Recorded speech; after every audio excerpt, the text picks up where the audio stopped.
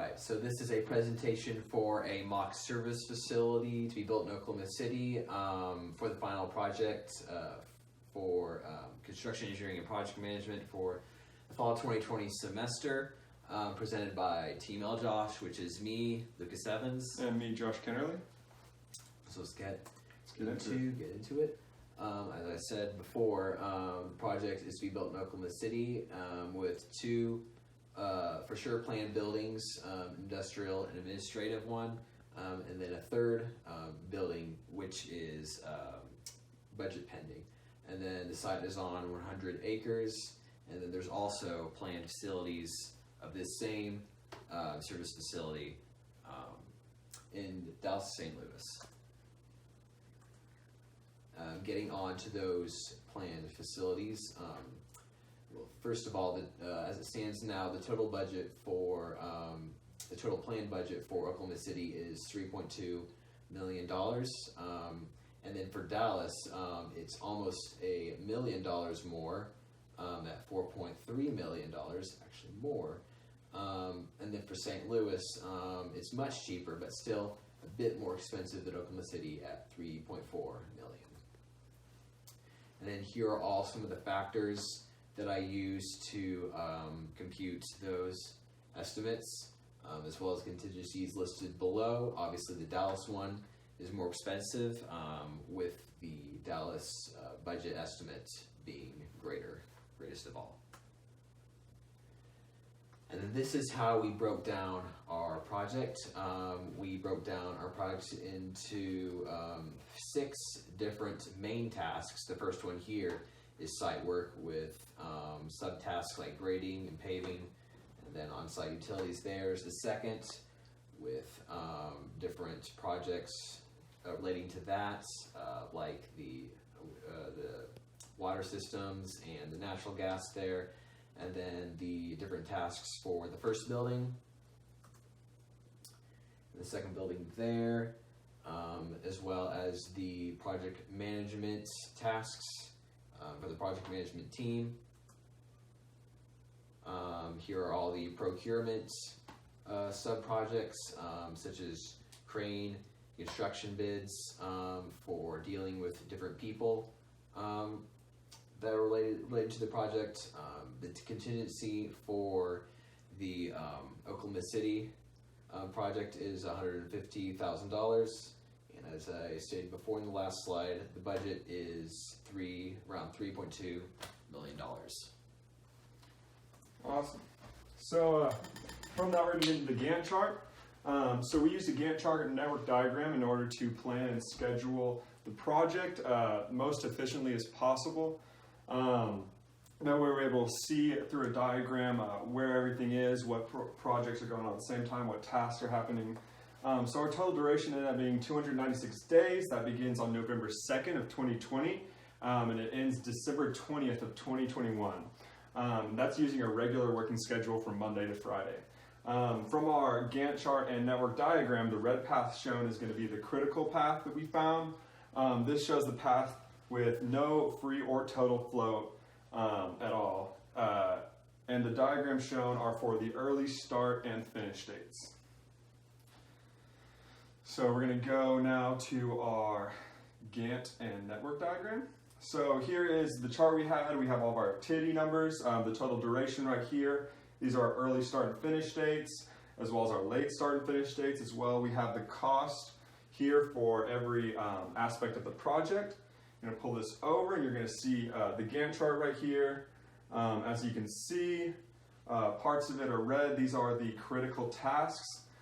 Going down, going over, you can see the critical path continues.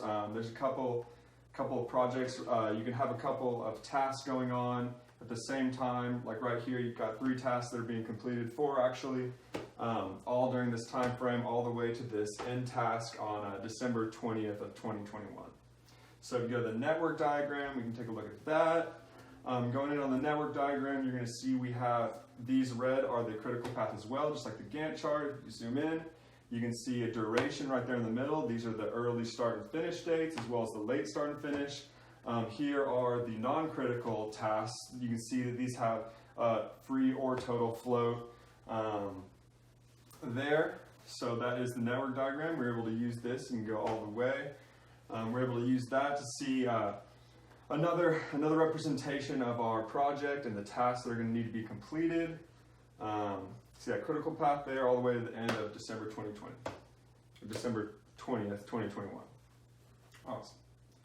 Go back to Prezi.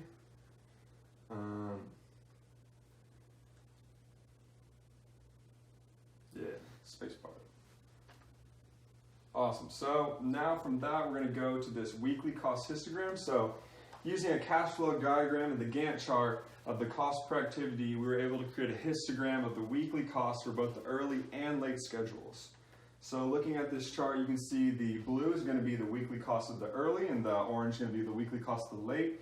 You can see here in the middle and a little bit earlier that the weekly cost of the early is going to be higher than the late, and once we get towards the end of the project, the late is going to be a little bit higher of a cost per week. So from that, we've also got some cost versus time curves.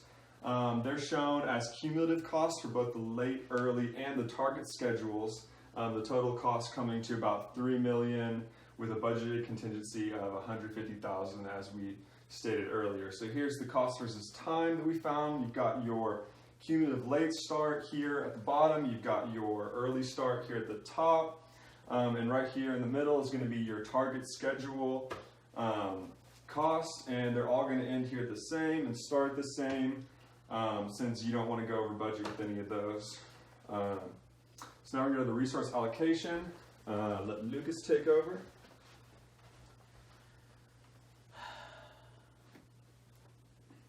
All right, so here we have the spreadsheet of all that was used. Actually, this is the previous Gantt chart, but here you can see here on the right, here are all the worker allocations to each task. One worker is represented by 100%. If you can scroll to the left there, you can see all the red symbols that indicate that a task has been over allocated. And the reason why that is because the limit for each day is 30 workers, and then there's all the workers that are assigned to the Gantt chart there. Go to the resource graphs, and yes, as you can see here, the line there is the 30 worker line, and then the tasks that, or the days that have that are fine are in blue, but if it goes over this line, it's in red. It's in red there. And it goes throughout the entire entire timeline of the project. So now to fix this, we level it out and go into a different project file. You can see this graph here, and as Josh can scroll to the right here, we see no bars that are above the line. So that is good. Project really helped us out in that regard, leveling it out there.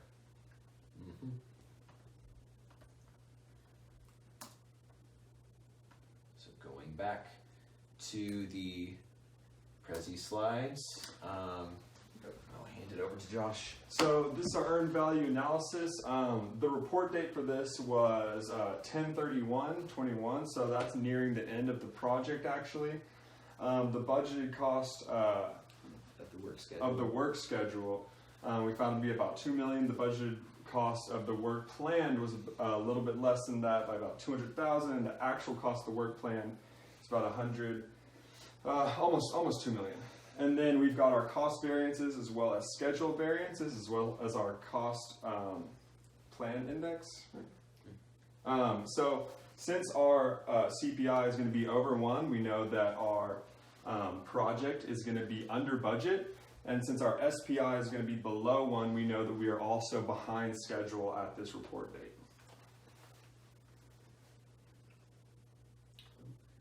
My mistake. So last thing we have is just the site plan. As you can see, we've got the maintenance building, office building, and the proposed future warehouse. And that's it. Thank you for your time.